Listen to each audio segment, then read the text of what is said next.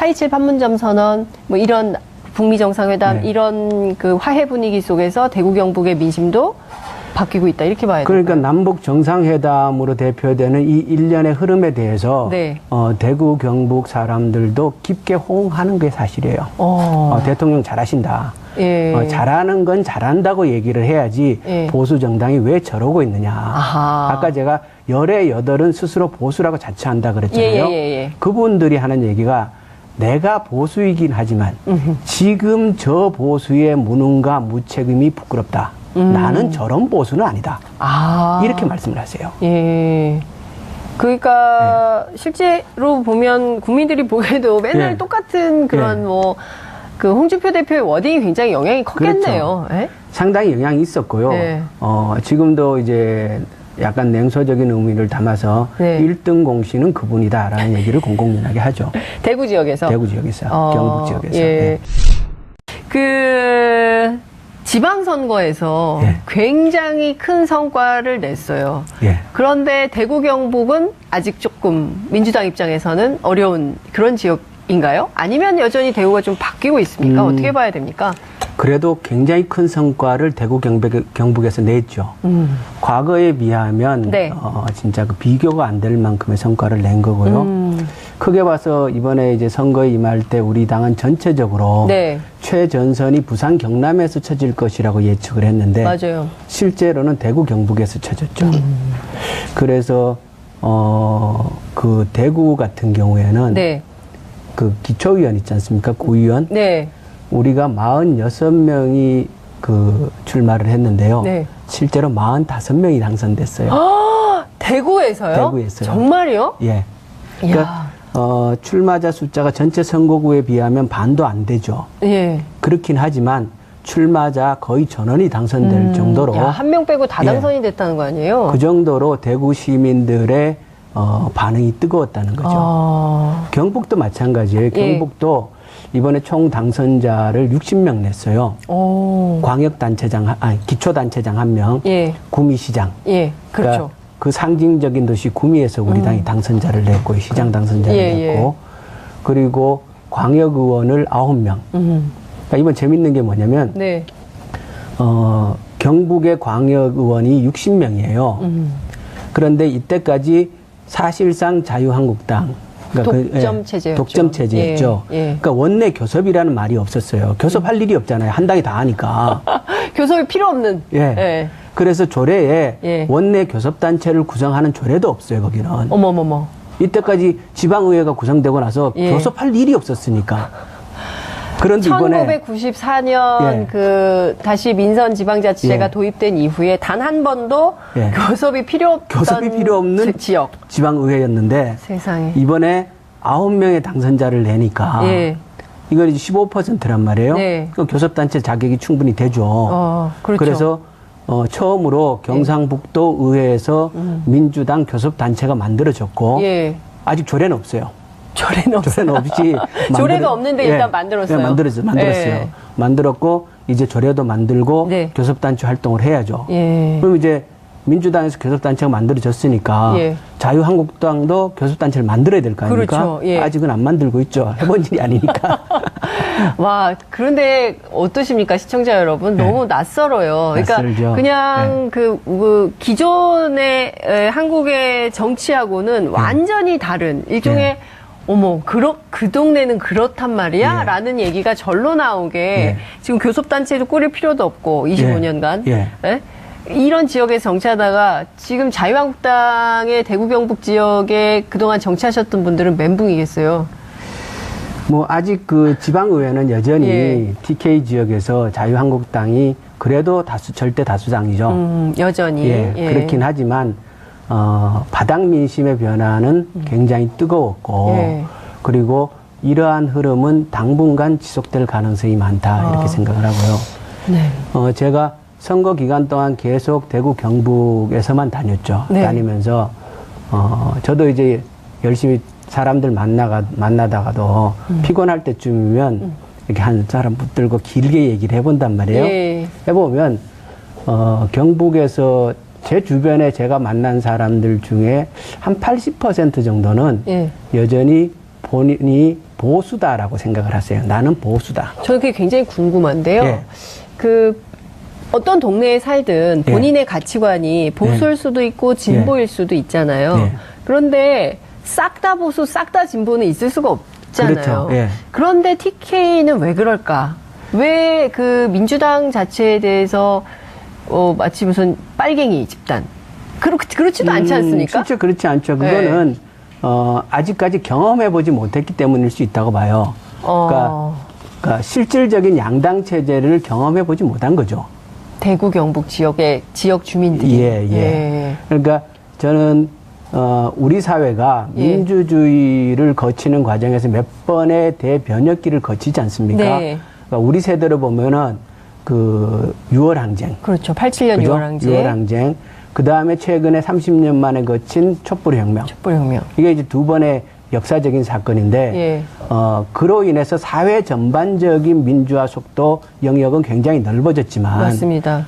지역에 따라서 6월 항쟁과 촛불혁명을 직접 당사자로 거치는 경험은 굉장히 다르다는 거죠. 그러니까 대구 경북 같은 경우에 6월 항쟁 때도 그렇고, 이번 촛불혁명도 그렇고, 상대적으로 굉장히 좁은 영역에서 이루어진 거죠. 그 지역 내에서는. 네. 그러다 보니까 사회 전반적인 변화는 크게 일어나고 있지만 내 자신의 의식혁명은 일어나고 있지 않는 거죠. 근데 사실은요, 예. 대구 경북이 그 해방전국에서요, 예. 야도였잖아요. 예. 그리고 이른바 좌익. 좌익이 굉장히 많았던 대구시를 민간인 학살도 제일 많은 데가 그렇죠. 대구 경북이었어요. 예. 대구시를 모스크바라 그랬잖아요. 그 당시에. 대구시가 모스크바. 예, 모스크바. 예. 그만큼 사회주의 활동이 강했고요. 예. 또한 좀 더 거슬러 올라가면 예. 경북 북부 지역은 예. 일제하에 항일 운동이 굉장히 거셌던 곳이에요. 그러니까요. 예. 그랬는데 근데 그것이, 왜 이렇게 됐을까요? 뭐 여러 가지 측면에서 볼 수 있는데요. 워낙 그런 그 사회주의 운동, 독립운동이 심했다가 보니까 이승만 정부 들어오고 나서 상대적으로 탄압이 심했고, 예. 그리고 그와 연루되어 있으면은 그 사회 그 당시에 살아가기 힘드니까 반대급부로 자기의 정치적인 그 뭡니까 포지션을 예. 정했다 이렇게 볼 수도 있고요. 워낙 많이 앞서서 활동한 당시의 지식층들이 제거됐죠. 보도연맹 사건은 그런 의미에서 한국 현대사에 굉장히 중요한 의미가 있습니다. 예. 보도연맹 사건 통해 가지고 그쪽 지역의 지식인층은 거의 다 제거됐죠. 사실상 사실 학살이죠. 학살된 국가 권력이 저지른 학살. 예. 국가 권력의 학살이었다. 네, 학살이죠. 예. 해방전국. 예, 해방전국에서. 예.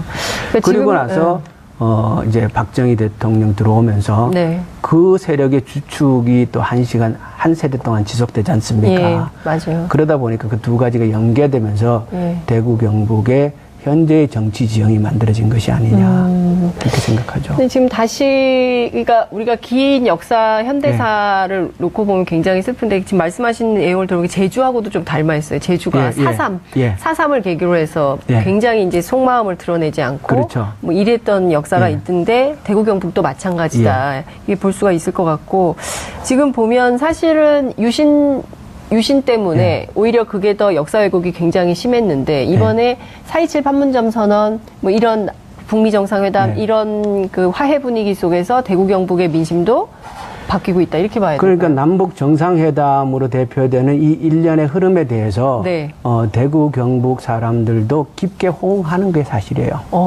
대통령 잘하신다. 예. 잘하는 건 잘한다고 얘기를 해야지 보수 정당이 왜 저러고 있느냐. 아까 제가 열의 여덟은 스스로 보수라고 자처한다 그랬잖아요. 그분들이 하는 얘기가 내가 보수이긴 하지만 지금 저 보수의 무능과 무책임이 부끄럽다. 나는 저런 보수는 아니다. 이렇게 말씀을 하세요. 예. 그러니까 실제로 보면 국민들이 보기에도 맨날 똑같은 그런 그 홍준표 대표의 워딩이 굉장히 영향이 컸겠네요. 그렇죠. 상당히 영향이 있었고요. 지금도 이제 약간 냉소적인 의미를 담아서 1등 공신은 그분이다라는 얘기를 공공연하게 하죠. 대구 지역에서? 대구 지역에서, 경북 지역에서. 예. 근데 이분 그 대구의 그 지역위원장 신청하지 않았습니까? 홍준표 대표? 어떻게 될까요? 지역위원장 맡고 계시지 않아요? 지금도 맡고 계시죠. 예. 근데 지금 집에 가셨잖아요. 아니, 미국에 가셨습니다. 미국에 가셨습니까? 미국에 예, 집이 미국에. 있나요? 오시겠죠. 예. 오셔서 또 하실 텐데, 이제 선거 앞두고 또 예. 오겠죠. 그런데, 과연 대구 경북 지역에서 예.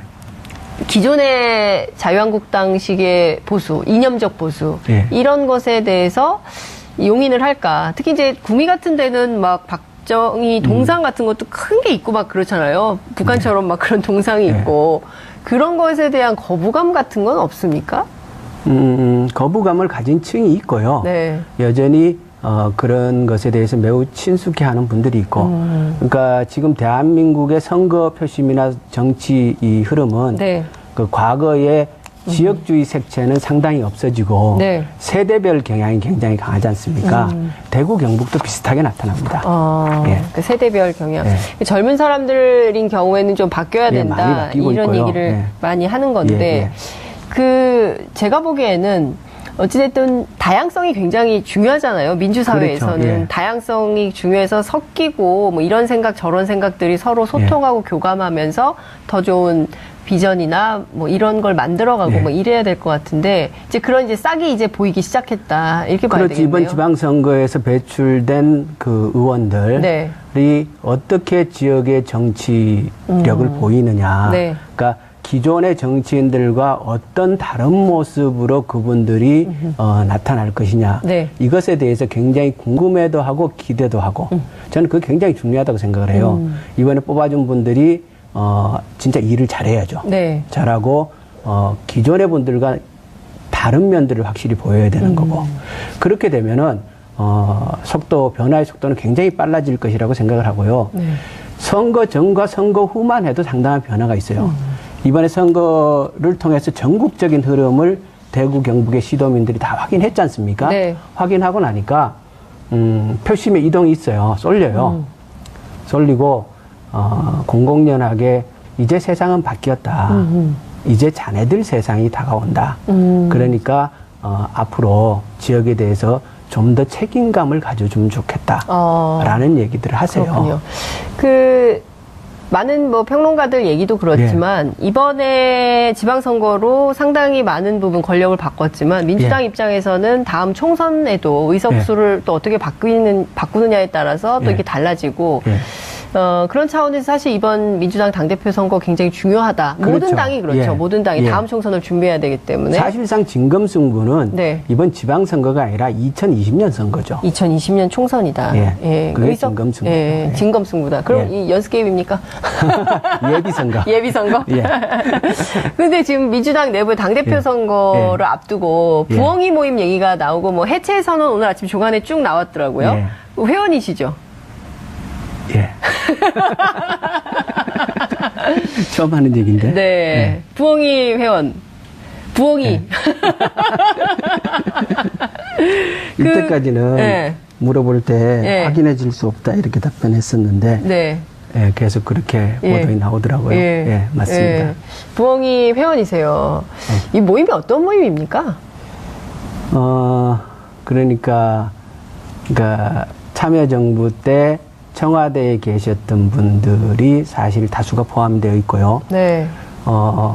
그러니까 18대 대통령 선거죠. 네. 그때 문재인 후보가 당시에 실패하고 나서 2012년 12년 실패하고 나서 그 실패의 아픔을 싹이고 다음을 준비해 나간 사람들.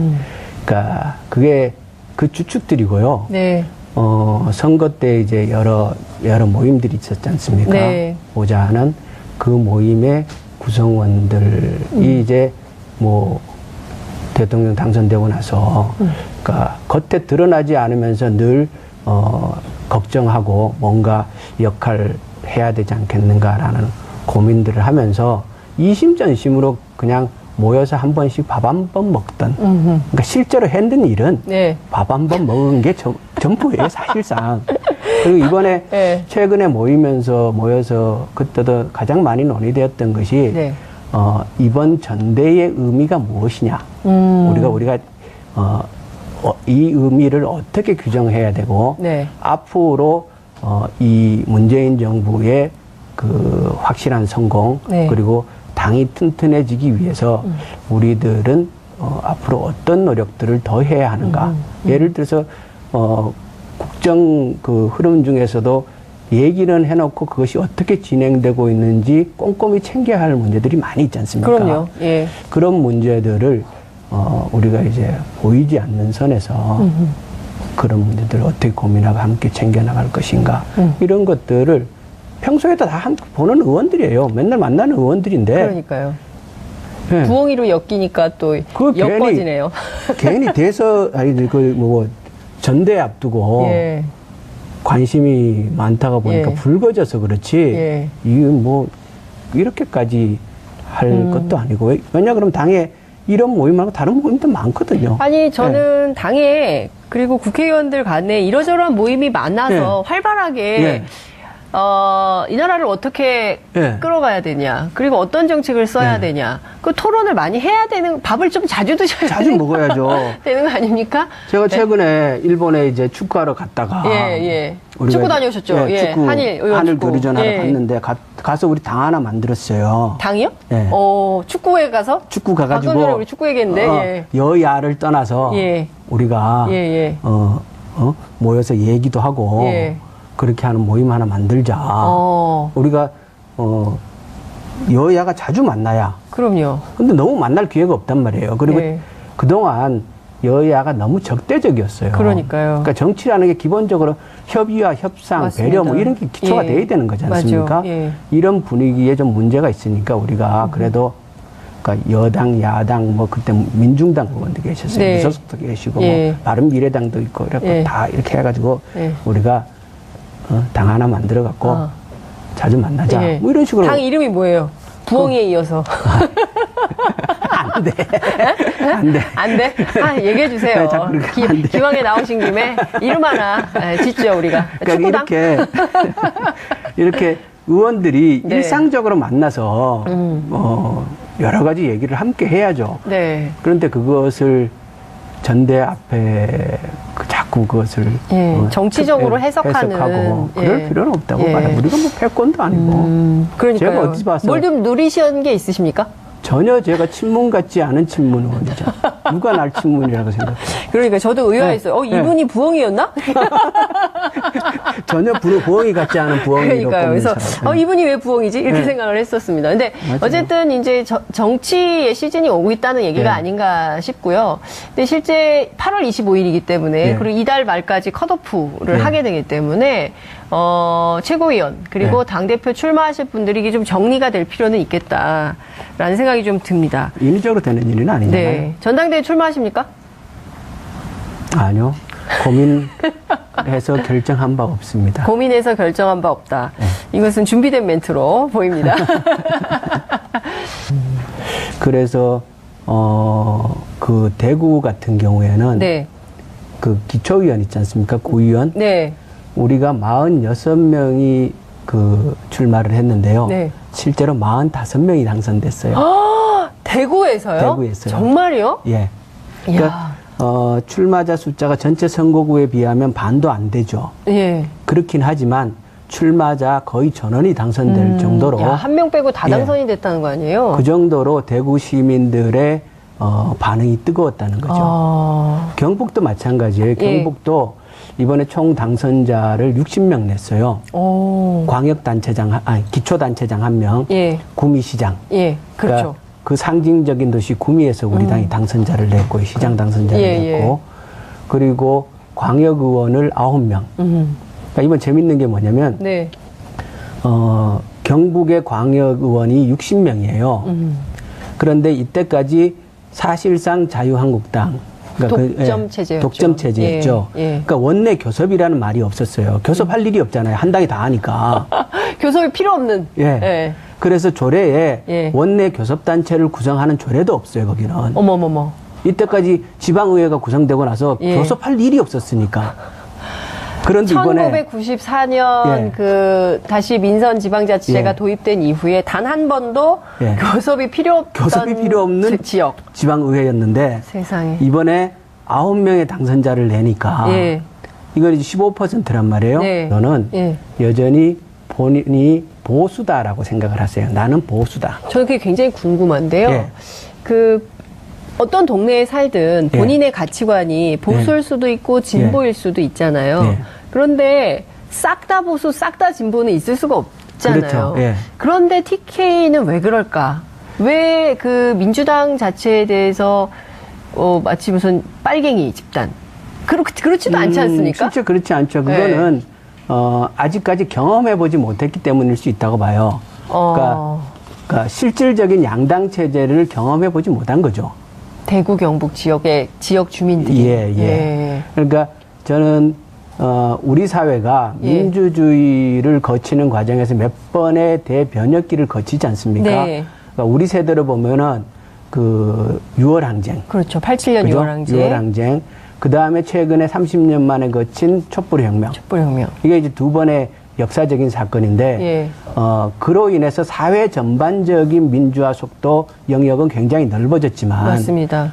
지역에 따라서 6월 항쟁과 촛불혁명을 직접 당사자로 거치는 경험은 굉장히 다르다는 거죠. 그러니까 대구 경북 같은 경우에 6월 항쟁 때도 그렇고, 이번 촛불혁명도 그렇고, 상대적으로 굉장히 좁은 영역에서 이루어진 거죠. 그 지역 내에서는. 네. 그러다 보니까 사회 전반적인 변화는 크게 일어나고 있지만 내 자신의 의식혁명은 일어나고 있지 않는 거죠. 근데 사실은요, 예. 대구 경북이 그 해방전국에서요, 예. 야도였잖아요. 예. 그리고 이른바 좌익. 좌익이 굉장히 많았던 민간인 학살도 제일 많은 데가 그렇죠. 대구 경북이었어요. 예. 대구시를 모스크바라 그랬잖아요, 그 당시에. 대구시가 모스크바. 예, 모스크바. 예. 그만큼 사회주의 활동이 강했고요. 예. 또한 좀 더 거슬러 올라가면 예. 경북 북부 지역은 예. 일제하에 항일 운동이 굉장히 거셌던 곳이에요. 그러니까요. 예. 그랬는데 근데 그것이, 왜 이렇게 됐을까요? 뭐 여러 가지 측면을 볼 수 있는데요. 워낙 그런 그 사회주의 운동, 독립운동이 심했다가 보니까 이승만 정부 들어오고 나서 상대적으로 탄압이 심했고, 예. 그리고 그와 연루되어 있으면은 그 사회 그 당시에 살아가기 힘드니까 반대급부로 자기의 정치적인 뭡니까 포지션을 예. 정했다 이렇게 볼 수도 있고요. 워낙 많이 앞서서 활동한 당시의 지식층들이 제거됐죠.